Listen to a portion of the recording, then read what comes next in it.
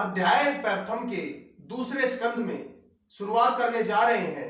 राजा परीक्षित के बैकुंठ को जाने के बाद सुखदेव जी ने धीरज देकर श्रीमद सुख सागर की स्तुति का वर्णन किया।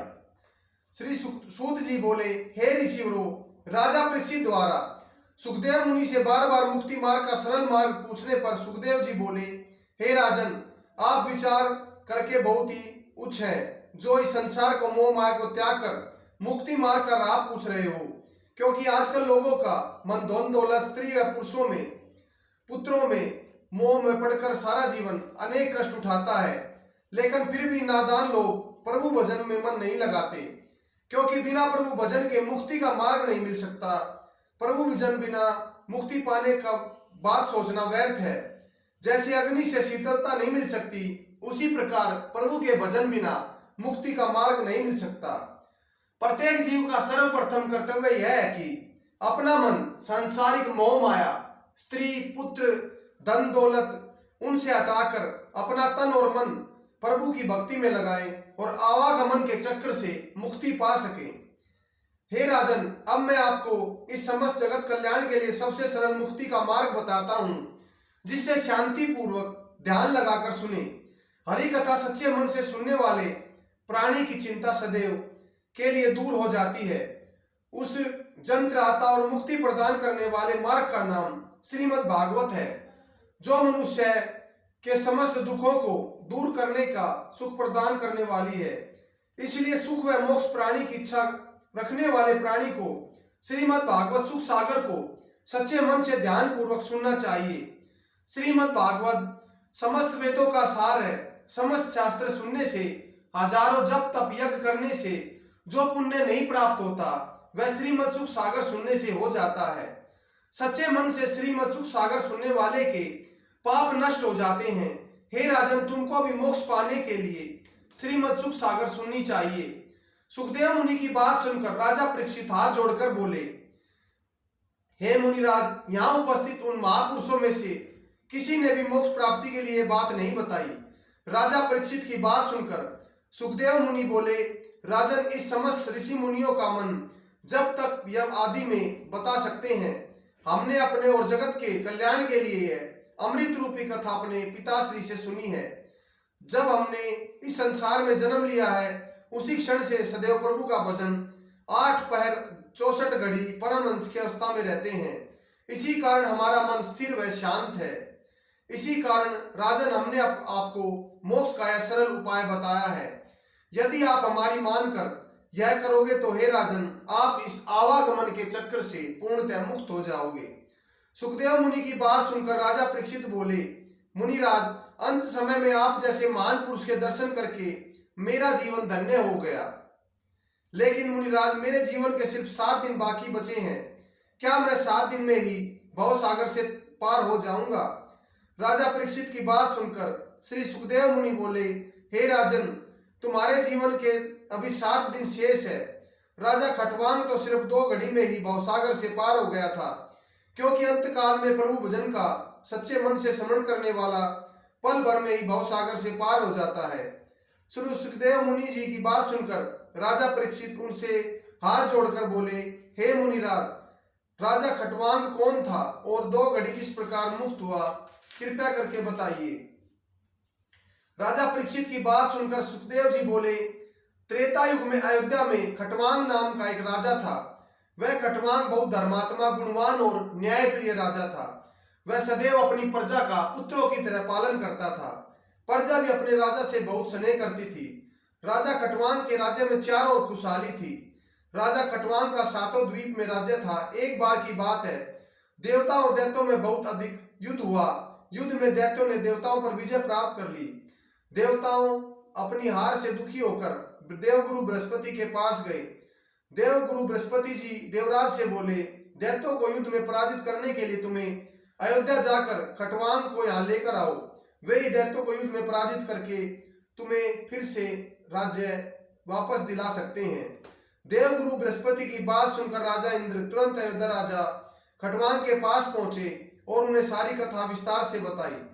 राजा खटवांग देवराज इंद्र की बात सुनकर उनसे हाथ जोड़कर बोले, हे देवराज, आपके दर्शन करके मेरा जीवन धन्य हो गया। मैं आपके किसी काम आ सकूं, इससे बढ़कर पुण्य क्या हो सकता है। चलिए अभी आपके साथ दैत्यों से युद्ध करने के लिए चलते हैं। यह कहकर राजा खटवांग देवराज इंद्र के साथ उड़न खटोले पर बैठकर चल दिए। फिर दैत्यों को हराकर विजयी बना देवराज इंद्र को फिर से उनका राज्य वापस दिला दिया। देवताओं के साथ कई दिन बिताने के पश्चात एक दिन राजा खटवांग देवराज इंद्र से बोले, हे देवराज, अब आप हमें वापस अपने राज्य लौटने की आज्ञा दें। राजा खटवांग के मुंह से वापस जाने की बात सुनकर देवराज इंद्र बोले, हे राजन, आपने युद्ध में दैत्यों को पराजित कर हमें हमारा राज्य दिलाया है। हम आपसे बहुत प्रसन्न हैं। आप हमसे कुछ भी वरदान मांग लीजिए। देवराज इंद्र के मुख से वरदान की बात सुनकर राजा खटवांग बोले, हे देवराज, सर्वप्रथम आप मुझे यह बताइए कि अभी मेरी आयु कितनी शेष बची है। राजा खटवांग की बात सुनकर देवराज इंद्र ने मन ही मन प्रभु का स्मरण कर राजा खटवांग की शेष आयु जानी और बोले, राजा खटवांग, आपकी आयु तो मात्र 4 घड़ी शेष बची है। देवराज इंद्र की बात सुनकर राजा खटवांग बोले, देवराज, आप मुझे शीघ्र से शीघ्र अयोध्या पहुंचा दो, क्योंकि कहते हैं कि राम भूमि जननी जहां वहां सर्व सुख सर्व, इन बिन भोग वृथा सभी द्रव अर्व सुख द्रव। वो कहते हैं कि राम भूमि जहां है वहां ही सर्व सुख और सब सुख कुछ है। इनके बिना कोई भी भोग और कोई भी वस्तु उचित नहीं है। राजा खटवांग की बात सुनकर देवराज इंद्र ने तुरंत ही तेज गति से चलने वाला उड़न खटोला मंगवाकर राजा खटवांग को उसमें बैठाकर 2 घड़ी में अयोध्या पहुंचा दिया। अयोध्या पहुंचते ही राजा खटवांग ने उसी क्षण बची हुई शेष आयु 2 घड़ियों में ही अपने पुत्र को रामकाज सौंपा। दीन अनाथों को दिल खोलकर दान दिया। राजसी वस्त्र आभूषण में संसारिक मोह माया का त्याग कर सरयू नदी के किनारे समाधि लगाकर योगाभ्यास से अपने प्राण त्याग मोक्ष को प्राप्त हो गए। यह कथा सुनाकर सुखदेव मुनि बोले, राजा परीक्षित, जब राजा खटवांग ने मात्र 2 घड़ी में मुक्ति प्राप्त कर ली, तुम्हारे पास तो 7 दिन का समय है। आप संसारिक मोह माया का त्याग कर प्रभु श्री हरि विष्णु जी के विराट स्वरूप का ध्यान करो। इस जगत के समस्त वस्तुएं उसी विराट रूप में अधीन है। उससे बाहर न कोई लोक है न परलोक है। उसी विराट स्वरूप के प्रकाश से सूर्य और चंद्रमा प्रकाशित होकर संपूर्ण जगत में प्रकाश करते हैं। इस जगत के समस्त प्राणियों में उसी का प्रकाश है और उसी के फलस्वरूप सब चेतन रूप दिखाई देते हैं। इस समस्त जगत को उसी रूप समझना चाहिए। यह सारा जगत ब्रह्मा रूप है। उसी प्रभु के सच्चे मन से ध्यान लगाकर श्रीमद् सुख सागर सुने, उससे आपको आवागमन के चक्र से मुक्ति मिल जाएगी। श्री सुखदेव मुनि की बात सुनकर राजा परीक्षित हाथ जोड़कर बोले, हे मुनिराज, आप मुझे प्रभु के उस विराट स्वरूप के बारे में बताएं और प्रभु का ध्यान किस आसन में बैठकर करना उचित है वह समझाएं। राजन, उस पर ब्रह्म परमेश्वर का कमल आसन पर बैठकर 2 प्रकार से ध्यान किया जाता है। सर्वप्रथम उनके विराट स्वरूप का ध्यान करना चाहिए। अब मैं आपको उनके विराट स्वरूप के बारे में बताता हूँ। उन विराट प्रभु के पाताल लोक पैर, रसातल लोक पिंडली, सूतल लोक जंगा, वितल और अतल लोक नितंब, भूमि कमर नभ नाभि ज्योतिष चक्र, जहाँ सूर्य और चंद्रमा निवास करते हैं, हृदय मरलोट कंठ जन लोक, मुख तप लोक, मस्तक और सत्य लोक से समझने चाहिए।